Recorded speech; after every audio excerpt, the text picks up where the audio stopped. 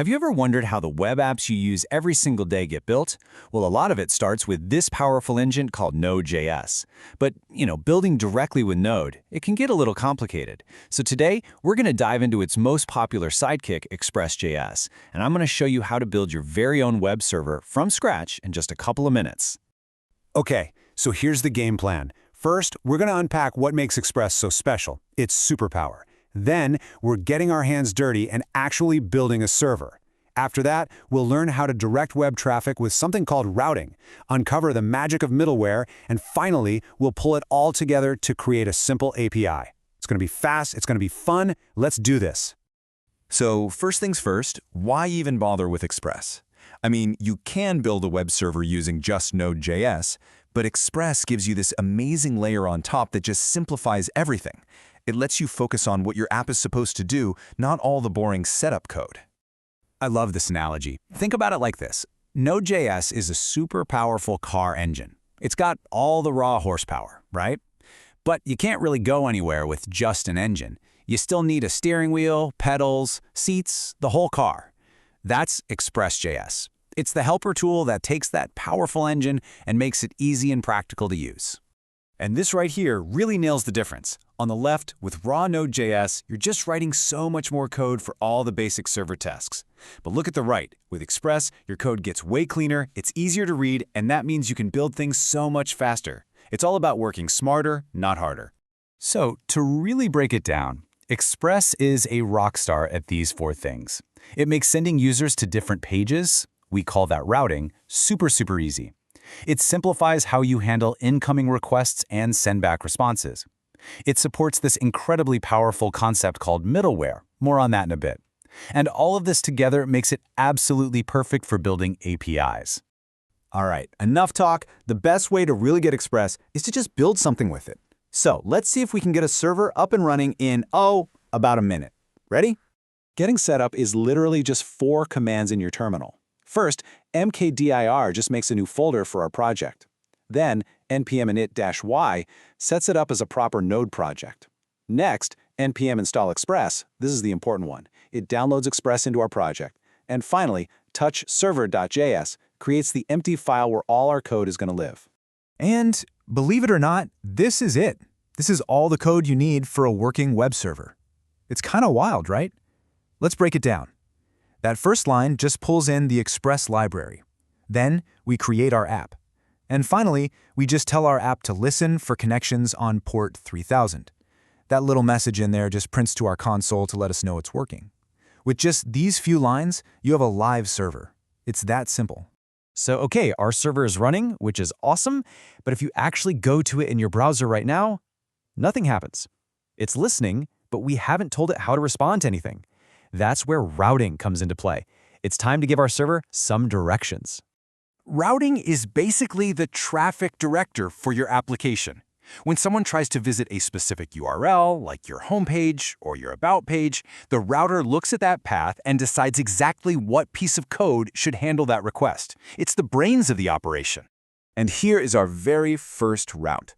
We're telling our app that when it gets a GET request for the homepage, that's what the single slash means, it should run this function.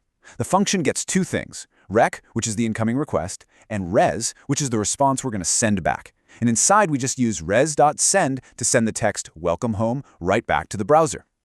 And what's really cool is that adding more pages is just as easy. You want an About page? Bam!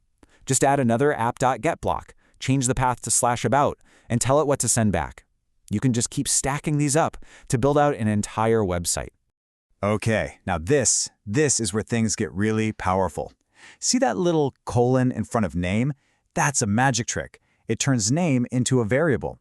So now Express will grab whatever someone types in the URL, like /user Sarah or /user David, and we can access it using rec.params name.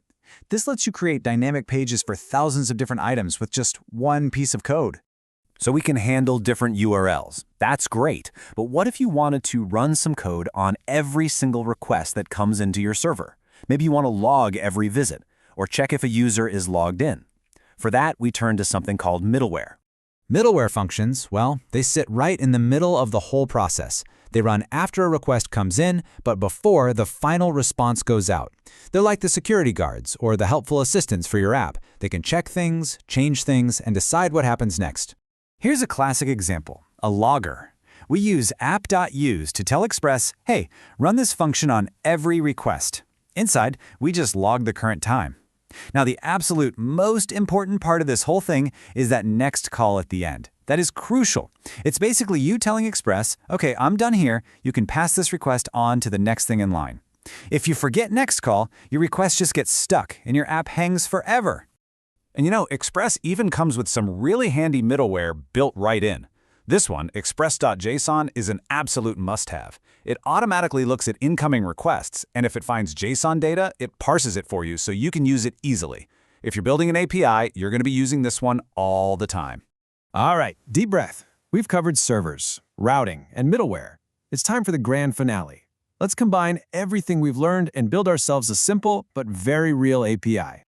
So we'll start with our usual Express setup, but notice right away we include our Express.json middleware because we know we're going to need it.